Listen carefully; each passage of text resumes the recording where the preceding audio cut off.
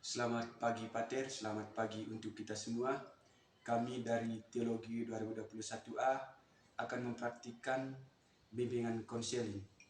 Dan saya atas nama Ferdinandus Ignatius Anjur di sini berperan sebagai konselor, dan kami akan mengangkat tema dengan judul Kehilangan Orang yang Kita Cintai. Dan saya atas nama Issa Jakuestai berperan sebagai konselor. Selamat pagi. Silakan masuk. Silakan. Terima kasih, Pak. Dengan saudara siapa? Dengan saudara Issa, Pak.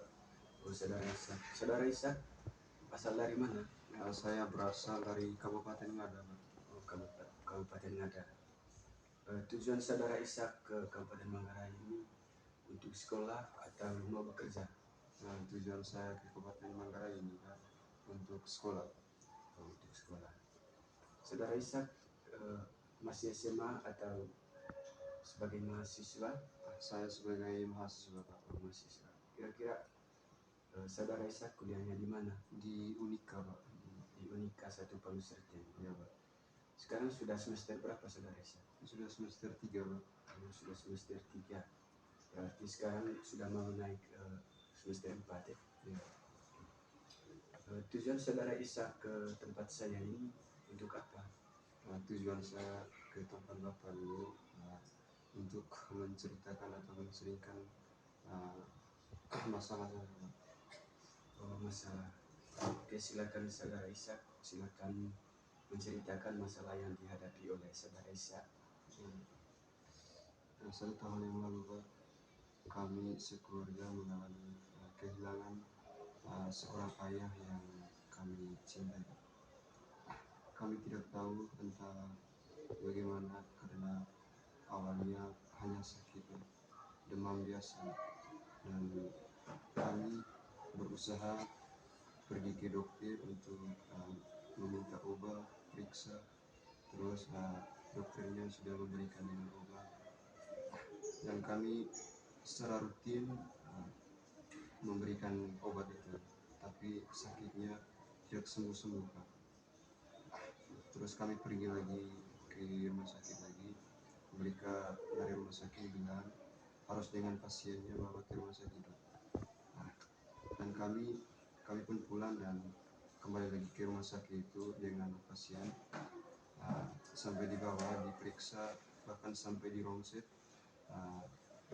dokter bilang tidak ada penyakit yang dialami. Mereka hanya kasih lagi obat, dan kami pulang kembali dan mengonsumsi itu obat. Kagetnya bapak tua itu langsung bisu dan amnesia, sejenis macam amnesia. Kami tidak tahu lagi karena entah apa itu, dan kami kembali lagi ke rumah sakit. Tidak lamanya langsung meninggal. Seperti itu masalah yang dihadapi oleh saudara Isa. Kira-kira waktu keluarga dari saudara Isa bawa ke rumah sakit itu, apakah dokter sempat menangani sakit atau penyakit yang dialami dari bapaknya saudara Isa tadi? Ya, Pak, dokter sempat menangani, ya, Pak, bahkan sampai memeriksa, tapi bilangnya tidak ada penyakit yang dialami. Jadi kira-kira bapak itu meninggalnya kapan saudara Isa? Meninggalnya pas tanggal 14 Juni, Pak. 14 Juni. Berarti dari keluarga saudara Isa bawa ke rumah sakit, sampai di rumah sakit tidak menemukan sakit apa yang dialami oleh bapak dari saudara Isa. Jadi setelah dari rumah sakit, apakah keluarga dari saudara Isa ini mencari orang-orang pintar di kampung untuk menyembuhkan? Ya, Pak, sempat mencarinya, Pak, tapi tidak bisa tertolong juga. Tidak bisa tertolong. Ya. Terus keadaan keluarga dari saudara Ishak sekarang? Apakah masih mengalami kesedihan dengan kepergian orang yang kita cintai Ya, dalam keluarga? sampai sekarang masih mengalami kesedihan. Masih mengalami kesedihan. Apakah orang-orang yang saudara Ishak temukan setiap hari itu atau dalam keluarga itu sudah menemukan juga sosok seperti ayah dari saudara Ishak yang sudah meninggal itu?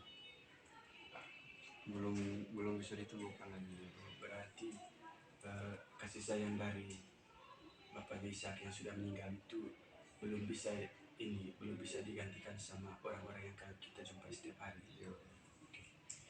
Baik, jadi begini saudara Ishak, karena kehidupan kita sebagai manusia ini kan kita tidak tahu kapan kita harus meninggal dan dengan cara apa kita meninggal. Jadi sebagai manusia ini kita harus banyak-banyak berdoa saja. Dan saya secara pribadi juga merasa apa yang dialami oleh saudara Ishak. Dan di sini juga saya sebagai pribadi juga turut berduka cita atas meninggalnya bapak dari saudara Ishak. Dan sebagai manusia biasa juga kita harus banyak-banyak berdoa. Kita tidak boleh kehilangan semangat kita hanya karena orang yang kita cintai dalam keluarga itu pergi meninggalkan kita. Jadi kita sebagai manusia ini harus banyak-banyak berdoa agar kita tetap diberikan kekuatan oleh Tuhan Yang Maha Kuasa, dan agar Bapa dari saudara Ishak itu hidup dengan damai, dengan bahagia dan tenang di alam surga.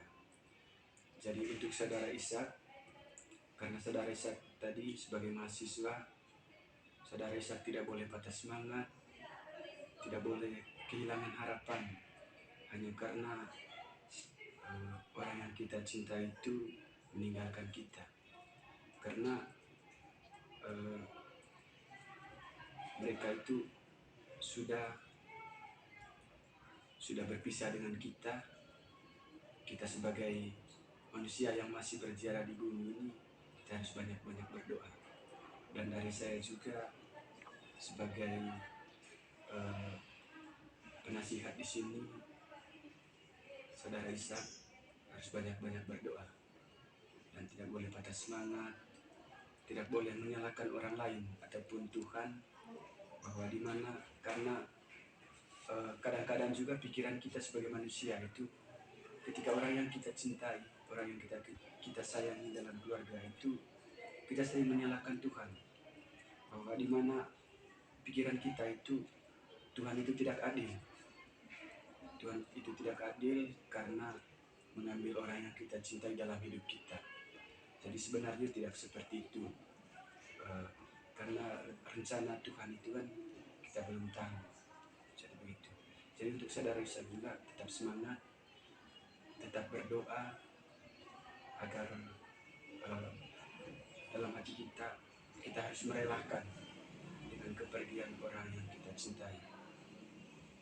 Setiap malam itu harus berdoa meminta kepada Tuhan agar kita diberikan kekuatan, kesabaran dan ketabahan. Jadi itu solusi atau nasihat dari saya, saudara Ishak. Jadi sekian dan terima kasih. Terima kasih banyak atas solusi yang Bapak berikan kepada saya.